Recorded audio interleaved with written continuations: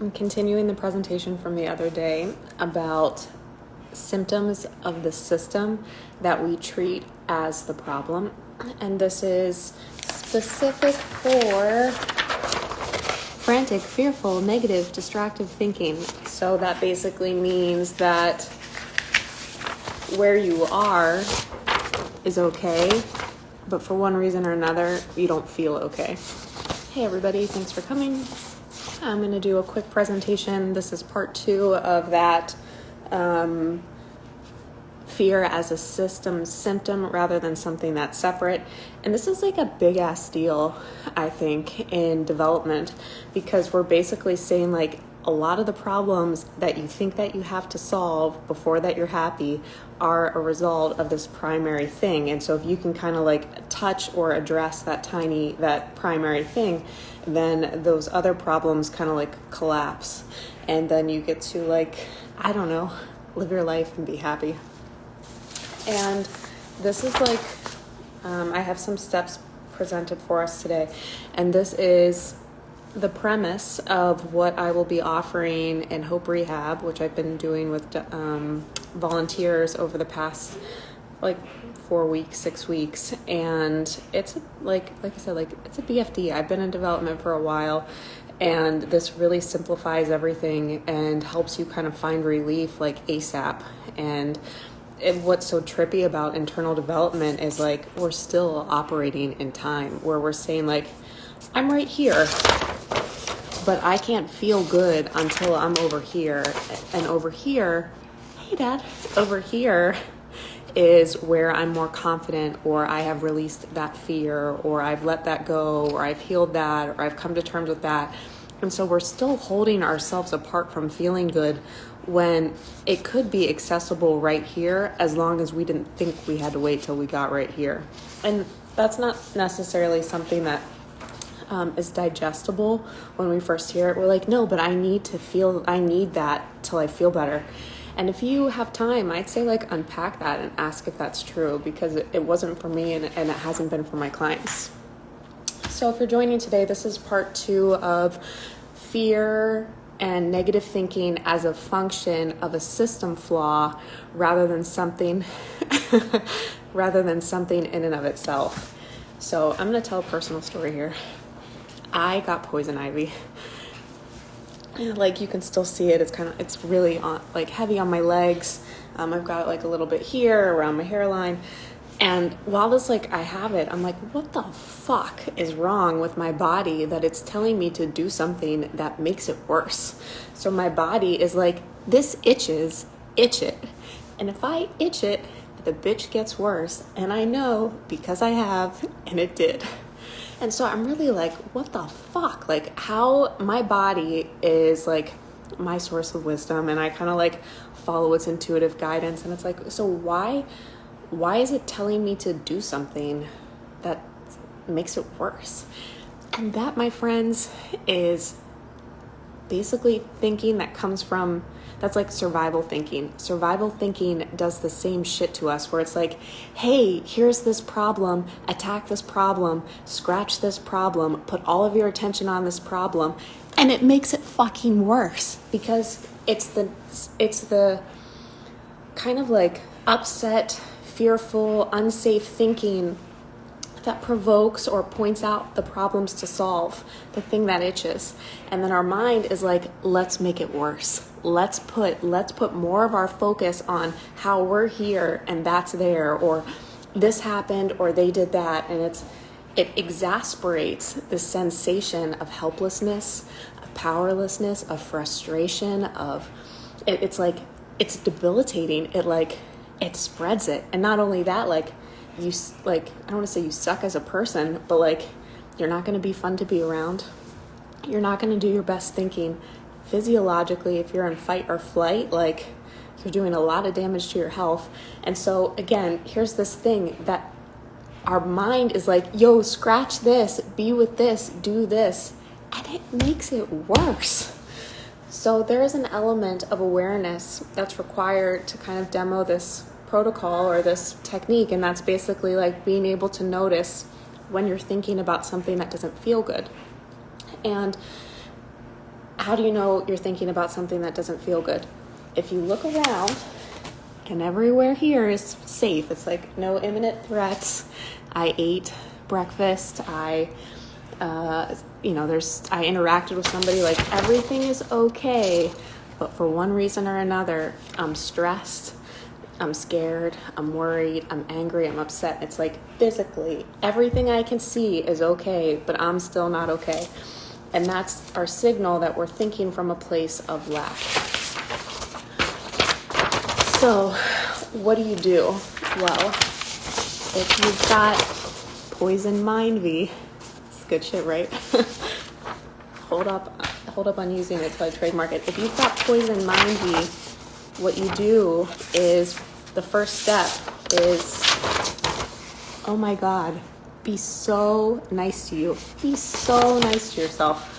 When you have poison mind V, i.e. you're fixating on shit you know that makes you feel bad or makes problems worse, it is not the time to come in on you and be like, you're doing it wrong. You know you're not supposed to do that. We're supposed to do it a different way. Like, why are you making it worse? You're making it worse. You always make it worse. You're never going to get better. Blah, blah, blah, blah, blah, blah. That's scratching it. That makes it worse. So step one is to be so nice to you. So nice to you. You don't fight it. You say like, wow, this really itches. I notice I have the sensation to scratch, but that's not going to make it better. And so what can I do instead? You soothe. Soothe. I don't have a paper for this because I thought step 2 was something else, but we'll get there. So step 2 is soothe. This is, I just wrote it backwards, so hopefully it's right. Soothing over solving. Solving is more mind V, poison mind V. Solving is saying there's something wrong. Soothing is saying it's okay. It's not denying what's present. It's not denying any of the circumstances. It's not denying any of your feelings. It's just saying like, okay, well then this is where we're going to start. We're going to start right here. And so we can be as upset as we want about this bag of circumstances, or we can start right here. Learning to soothe yourself is like, this is like tantamount in skills. If you can master this, then everything else becomes easier. And how do you soothe yourself? You start to say like, it's okay. You validate what you hear and feel. Okay, I notice I'm pissed, super pissed right now. I'm not pissed that I'm pissed. I'm not embarrassed that I'm pissed. I'm not frustrated that I'm pissed. I'm pissed, period. I see that you're pissed right now. That's okay. You're pretty pissed right now. Yeah, that happened. Did you see that? That happened. Yep. And so you don't deny or change or try to solve. You don't say like, well, next time you're going to do this, or next time you should have done that, or they should have did this, or they did that. You just say, it's okay. And to me, in the habit book world, actually, in the Hope Rehab.online world, that basically is the same as getting on the ground, where you're saying like, here's what happened, here's what's happening, here's what they did, what they didn't do, who I am, who I'm not, and here are my ideas. Any space between them is pressure and tension and discomfort. You want to get on the ground. So that means I move my ideas about the way things should be right this instant to the ground, which means that I don't think like, well, Shaylee, you should have did that 7 years ago and you didn't, and now you're here and this is wrong, because this is all there is. And I can think and feel whatever the fuck I want about it, but it doesn't change this, and this doesn't help. And so in step 2, you soothe, which is the same as getting on the ground, where you basically just say like, all right, this is the ground. This is where we are. This is what's happening. This is what's not happening. This is what I don't have. This is what I do have. This is where we are.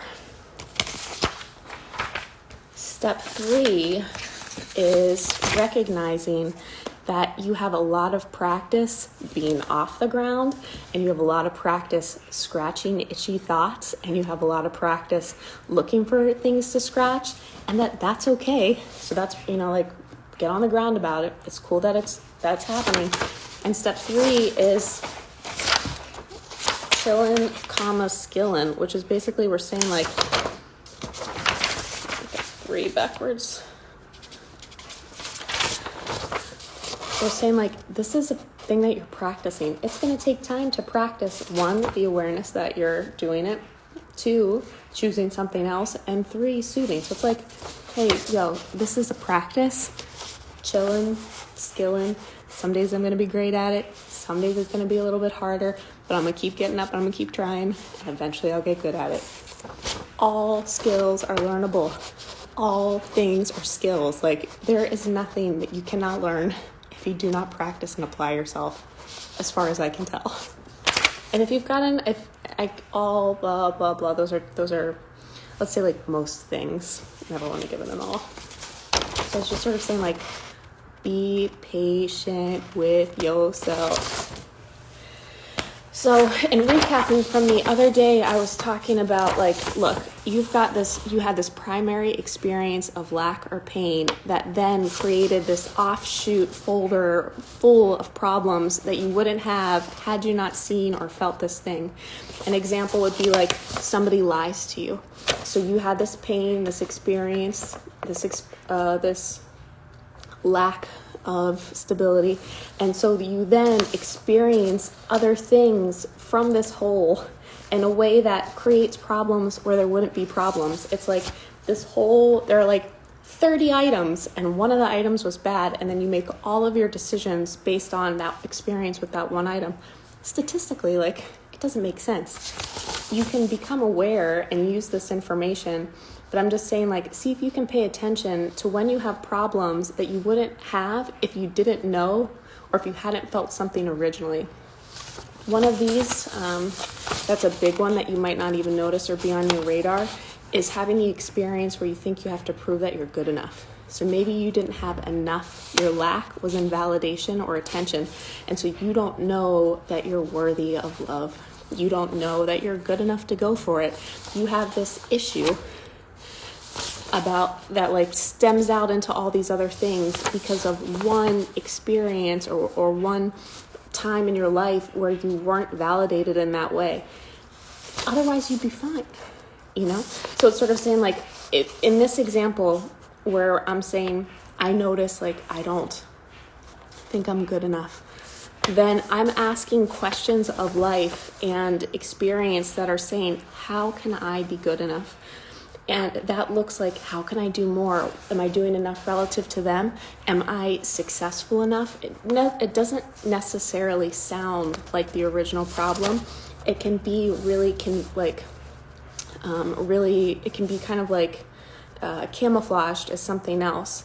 And that's why I'm saying, like, you know that this might be something for you to look into if everything else around you is okay, but you don't feel okay. So it's saying, like, must be the way that I'm translating or sending information.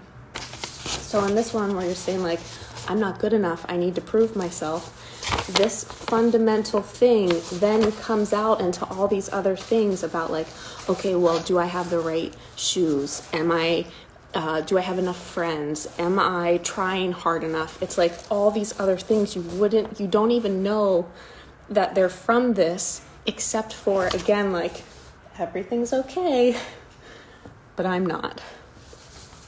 If you're just joining, I am closing part 2 of the presentation I did the other day where I was saying that fear and negative thinking is actually a symptom of the system that then kind of like masquerades as something to solve or fix when really it's downstream from something else. And I'm calling this, wait for it, poison mindy, because it's like you want to scratch it. You really want to spend so much time on this. You want to talk about it. You want to share it with people. You want to journal about it. You want to make action plans about it. But the more that you fuck with it, the bigger and badder it gets. And so it's a practice of noticing when you are obsessively thinking about something and considering perhaps that the problem is just sort of like downstream from an experience of lack.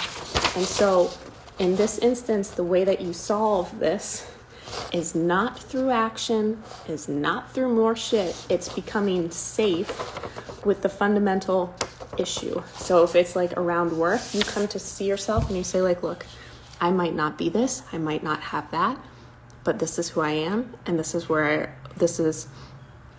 I've got, and this is where I'm going, and it kind of neutralizes this original pain point, and then all these other problems that were distracting your attention and your energy then start to dissipate. So in recognizing that you have poison mind V, step one is to, oh my God, be so nice to yourself. Yeah. So it's not saying like, you're doing it wrong. Oh my God, fix it. You fucked it up. You can't believe you're doing it again. Like, this isn't right. We're supposed to be doing better. We'll do better next time. It's like, no. That's more of the same. More of the same. And so instead, you be so nice to you, and you just kind of say like, it's okay, you're doing it. It's okay. I know you really want to do something different. I know you're really trying. I know that you think that you should have done that, but it's okay. Like, you're okay. That is similar to soothing. And this is where I'm saying like soothing is the same as acceptance and surrender and getting on the ground. And it's basically saying like, this is what is. This is who I am. This is who they are. This is the weather. This is my access to resources. This is the president. Like, this is the shit. These are my thoughts and my feelings about it. The closer they can be to the ground, the better I feel. The space between these two things is tension and pressure. Here's who I am. Here's what I have. Here's my life. Here are the ideas I have about what it could or should be relative to what I've seen in other people and movies and Disney and stuff. And so it's like, but I'm not here. This is wrong. This is so wrong. I feel bad because I'm not here. I should be different. And it's like, no. Where the fuck did you get these? And even if, let's say like, even if they were accurate or right, is this tension helpful? Does this help you make the most of the ground? And the answer is probably no. And so in step two, you soothe and you say, it's okay, like this is where we are. It's okay, we're right here. This is how things are, we're right here. And you bring yourself back to the ground. And when you're on the ground, then you're empowered to take action and do something because, oh yeah, the ground is the only place you can do stuff.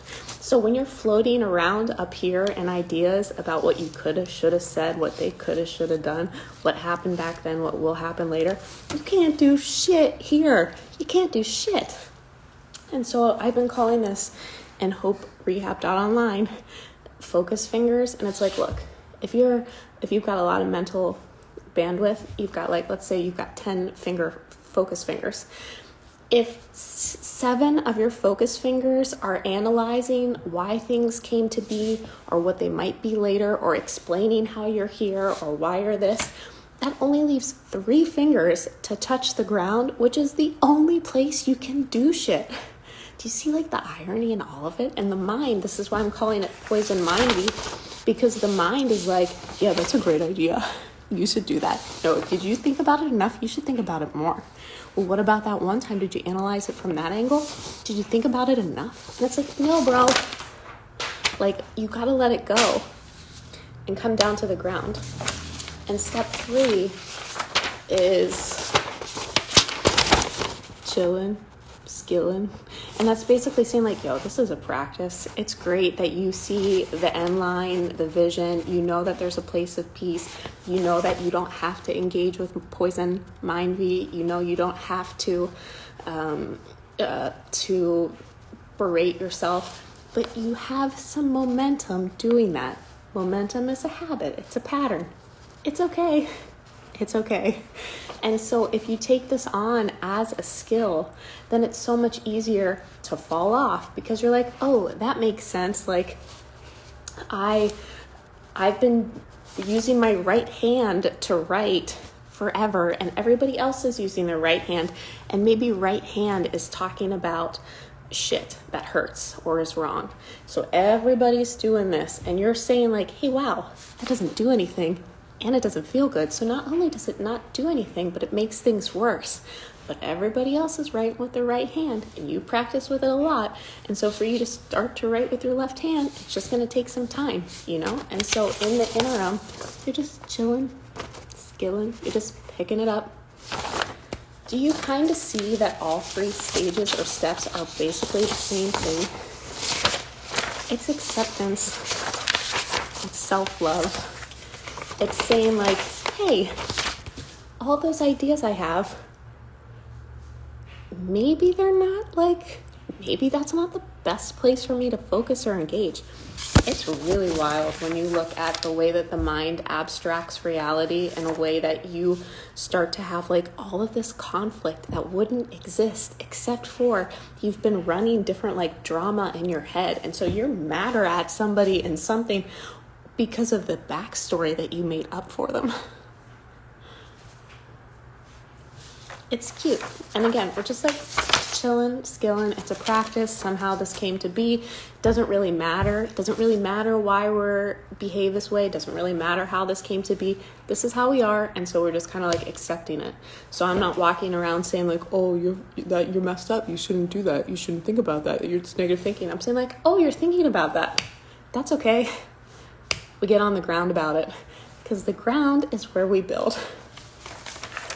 So in closing, this was part 2 of the symptom of a system where something looks like a problem, but is actually just downstream from a problem. And I'm going to talk more about this over the next few weeks probably. And it's basically saying like you had this experience of lack, and that could be lack of love or validation or money or food or confidence or whatever. And then that primary like that thing then becomes something you look at out through, and you see all kinds of other problems you wouldn't see if you weren't here. And all of your focus that goes here, however many focus fingers you have on here, oh yeah, they're not available for the ground. So it's like you're engaging with all this phantom stuff rather than investing into your life or investing into yourself. And again, we're not judging. We're saying like, that's okay. Like, this is where we are. Like, must be a gift. And it usually is. Like, if you've had an experience where you've been detached from the ground, your desire to be on the ground is really high. And not only that, you have a lot of compassion and you have a lot of excitement and a bunch of stuff. So it's like a gift. It's all a gift. We're saying like, no matter what was, what is, it's fucking hashtag gifted, hashtag lifted, like let it be. And it's like, okay. And now we're here. And now we're here. So we're going to be here because this is where we are. And we're going to go from here. Because that's what we can do. And that's it. That's part 2 of this presentation. Hey Matthew, I really appreciate you joining me so I think I'm going to rebrand and move towards this Hope Rehab branding. So it's hoperehab.online. I haven't launched it yet, but I've started preparing the course, and it'll just be sort of like all the different little tidbits and like mind hacks I found in working with myself and clients that alleviate internal tension so that you can like live your life. It's like love yourself and love your life. That's like the end goal. And it doesn't matter where you are or where you've been, like we can get you there. And that's the work I do with clients. And so if you've had some difficulties and kind of like relaxing your mind, like I was saying in that one diagram, it's like everything around me is okay, I guess, pretty much. I mean, like there's stuff in the future I'm concerned about. There's some stuff in the past I haven't dealt with. There's some conflict over here. Like, you know, but like this, as long as you're not like, if you look around and you're like, okay, like not threatened, but you still have this experience of being threatened, then I might be able to help you kind of like put yourself on the ground so that you can live your life. Thanks so much. Thanks so much, Matthew. Okay. That's it. That's all I've got for today. I'll read you. So with Hope Rehab, that course, if you're interested, just let me know. And some of the component pieces I'll talk about with your mind. I'll talk about how your mind, when it's outside of like the here and now, what difficulties that presents for you, and also what it prevents you from being able to do, and how kind of similar to what I'm saying here, it's like super ironic. Like when you crack open this stuff, you're like, wait, what? I thought what? I did what? It's like, but it seemed like it made sense to do that. And so it's almost like spell breaking. There's also a 4-day feel-good parade, which is an experiment that you could try. The illusion of time, different ways to think about triggered thinking, soothing over solving, the welcome to the gift table. So that's sort of empowering you to be like, everything that sucked actually was a blessing, and to like really feel that way in a way that you release judgment for like the villains in that story, and also judgment for yourself. And how to do like, do you remember on Real World they used to do the Real World confessional? How to do real world confessionals with yourself in a way that reveals information that you can work with. More about focus fingers, different NLP cues and clues you can use. The Russian doll sequence of internal awareness, that's pretty fun to think about. When it comes to like the different voices of judgment in our heads. So it's like, here's the stuff that happens on the ground. Here's our judgment of our response. Like we feel or think some type of way about this. And then depending on how aware we are internally, we might also think or feel some way about how we thought and felt. And then we might even think or feel some way about how we thought or felt. And all of those layers can kind of be collapsed to allow yourself to, again, like reduce tension and just fucking live.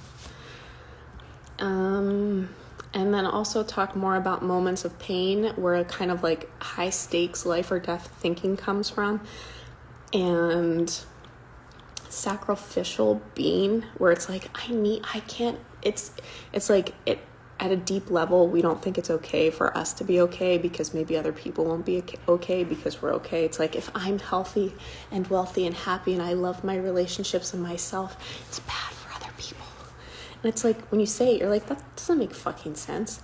But sometimes at a deep level, like we're concerned that if we radiate those things that it would be offensive to others, we won't be able to connect with them. And so we hold ourselves apart from being okay because other people might not, even though we can only really help them become okay if we're okay. And so there are all these different contradictions that are just like fucking hysterical when you crack them open, and they're very freeing. And so that's sort of the objective or the vision for Hope Rehab. And I think I'm done taking volunteers right now, but I will eventually, I might open it up for more while I do some of the video recording, just so I have an audience to work with. Like right now, my poison ivy's itching and I'm itching it. I really do have poison ivy. That's where this came from.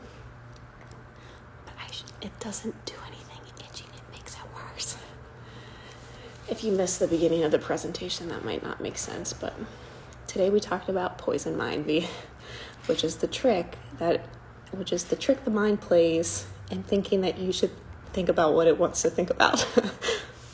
Okay, I've got to go. I got a client. Thank you so much for your time today. A pleasure to have you here. I really appreciate it. Thank you, Randy. Hope you have a great day. Thank you, Matthew. Have a nice sleep over there. Good to see you, Eric. Everybody take care. Thank you so much.